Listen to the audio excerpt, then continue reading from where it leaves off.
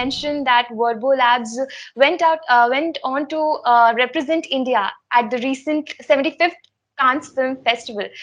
So first, let me start off with the genesis of Verbolabs, what exactly it is, and how significant was reaching it, that the startup to Cannes Film Festival. Okay, so Verbal Labs is something that has been created from scratch, like from zero, for the industry that is into audiovisual, mostly into audiovisual. So basically, what we are doing is we have a base of over 5,000 people who have expertise in languages. So they are translators, they are video editors with great language skills so that they can adapt the videos to different languages. They are dubbing artists or voiceover artists having great diction and good modulation in those languages. So basically, we are serving to the media industry, media, entertainment. Also, we are serving to a lot of startups who are into consumer space and want to reach out to a lot of people all around the world with different languages. So we have created this base of 5,000 plus people who are supporting us with human intellect into languages. So there are various tools which would give you machine generated content, which is not as good right now. We also take help of machine content in some places where it is significant, but then a human intervention is definitely required, and that's where marketing, like machine cannot understand what would strike the minds of people, what would convince them to buy. But here we have copywriters, we have voiceover artists who would really make sure that the brand attracts the audience. Like just you mentioned about the vastness of the startup that you are running, and it's been like over 5 years, right? 4 to 5 years. 2017 it Yes. was started. How was the Cannes experience? Because again, this was the first time that India was the honor of the nation at Market du Cannes, and um, it was altogether the first happening during this particular Cannes. We saw our INB minister going and then giving incentives for the startups to run in specifically this industry. So if you can share some of your experience from the same. Sure. So since India was the country of honor, so of course we were kind of welcomed into the event. It was not okay. This is one of the countries who's coming. We were the guest of honor. So yeah, we were welcomed into that. And for startups like us, it was a great opportunity to represent the country. Of course, we got to meet a lot of people there, to interact with our ministers also, to interact amongst ourselves and with other companies all across the globe who are into the audiovisual industry. So it was a great experience, especially India being the country of honor. So we were like welcomed with uh, more eagerness. Actually, I can see as you speak the spark in your eyes, like the you must be revisiting all the memories, how it went, and if we talk about Verbo Labs, like in audio visual, why specifically going in this path? Was this like something that you have already planned, or maybe a bridge that you saw and you thought of filling that gap? Okay, so when I was in college and I just wanted to work for part time for some time, I was good with languages, with writing. So I was thinking maybe get an opportunity and earn something. Then I started it. When I worked for 2 to 3 months, I understood that there's a huge gap in the market. There are companies who are coming to the freelancing platforms to hire people to work on languages, and then these people are of course having their other jobs, and they're just doing freelancing for 2 hours a day, and they're not very punctual, not very sincere towards it. And even if they're sincere, like it's very difficult to get the jobs on freelancing platforms, because you have to consistently apply for them. You have credits, you spend the credits, then you buy the credits, then again apply, then you apply to 10 different posts or 10 different companies, then you get one. So very inconsistent in terms of earnings also for freelancers. So I thought, why not bridge this gap? So I started Verbolabs, wherein we have registered 5,000 plus people with us. They have been tested. We are sure about their quality, their punctuality, everything has been tested. And then they are being onboarded. Onboarded with an NDA to ensure that there's no data leakage from any end, because we are into audiovisual industry, a lot of like stuff comes in which is unreleased, so we have to ensure that. Okay, so these people are very sincere, very good with quality, and then we are able to bridge the gap. They have consistent income because we are giving them regular jobs, and then we also as a company have consistent clients, because then they don't have to search these individual peoples and test them. Because if you want to hire 20 different resources for 20 different people, I mean, you will have to talk to so many people and then judge them on freelancing platforms, which is very very tough. So yeah. Seems like a very tedious task to me. Like when you are telling about the numbers, and it seems a Herculean task to take upon, and to work with it. इसमें जितने भी elements हैं, they are very different elements coming all together.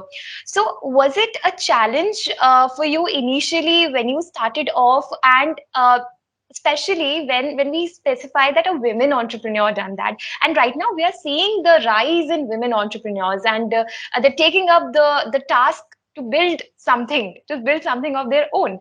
So how would you explain this process of the challenges that you must have faced? Okay, so challenge is with everything, with job, with managing family, with managing a company. Everything is a challenge, and then that is what makes life fun, right? So yeah, initially there was a lot of challenge with regards to hiring good quality people. What are the parameters on which we should test them? So it took little bit of time to understand how to test them, how to get them, how to ensure their quality and consistency. But then after we streamlined everything and built a super strong team, so it's going well. And as a woman entrepreneur, I think with regards to our society, I would say we get a better opportunity than men. Why? Because men cannot leave their jobs and start something of their own.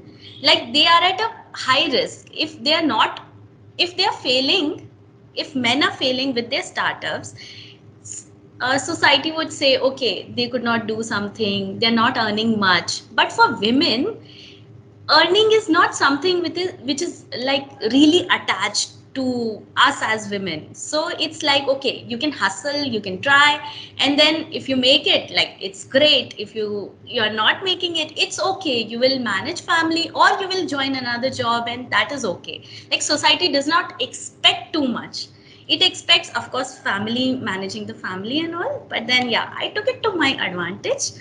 And yeah, so I it was easy for me to leave my job and start something. If my husband would have done it, it might have been difficult for him, like to leave the job. Parents would be consistently asking, okay, is it going well, are you earning enough? So yeah. The sustaining point comes with it, because as right now the numbers suggest that DPIIT recognized we have over 70,000, 72,000 startups registered, and 100 plus unicorns now we have in India.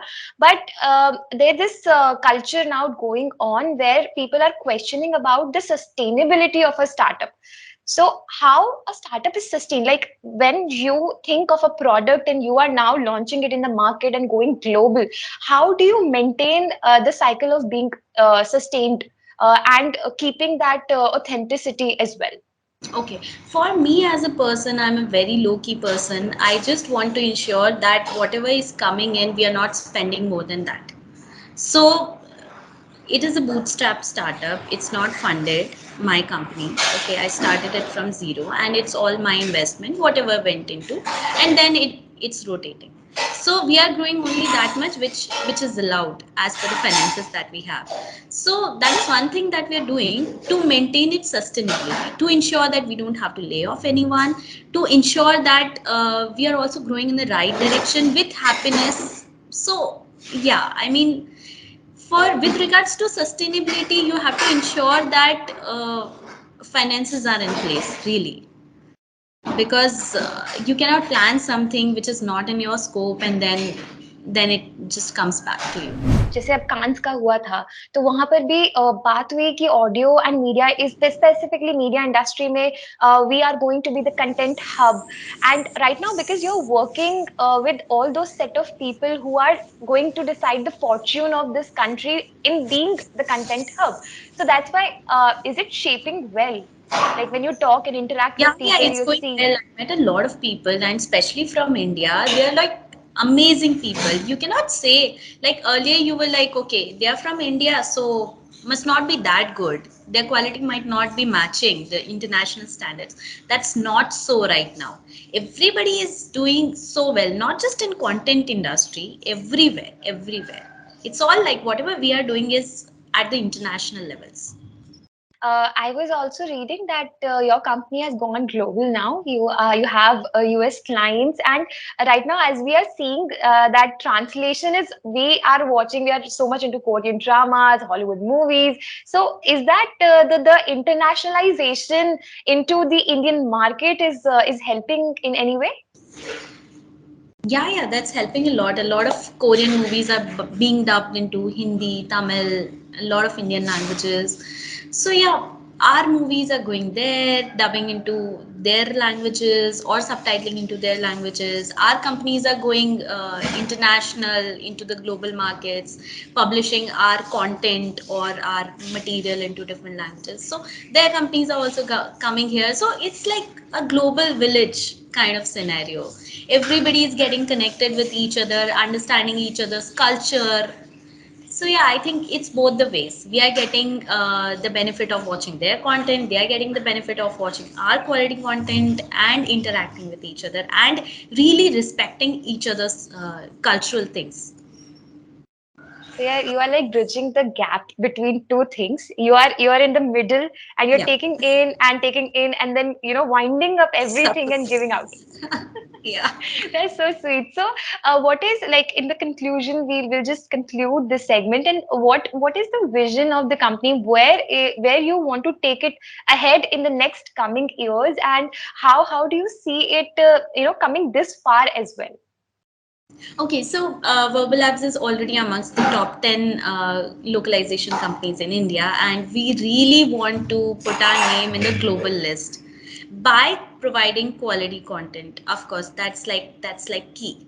Nothing else. So quality content is there, then everybody, all the clients would be happy. The audience would be happy understanding the content that we have delivered. And yeah, we want to be among the top leaders with quality. I think it is so subtle. The vision that you are putting forward, it is so subtle, it is so simple, and it is so straightforward. Yeah. Only the I just, path is a yeah. bit, tricky. How is it tricky? If you just enlighten. Okay, so to reach there, of course, we have to do a lot of things. We have to automate a lot of systems. We have started with some softwares. We have digitalized our data. We have to launch a software wherein clients can come in and then they can share the request, and it's all automated. It directly goes to the translator wherein they can provide the delivery quality content to them, and there is a QC step in between. So yeah, everything is planned and is in process, but when it is launched, then what are the revisions that need to be done into the system? So yeah, that will take a little bit of time. So that is the path that I'm talking about. You cannot reach like global levels so easily. So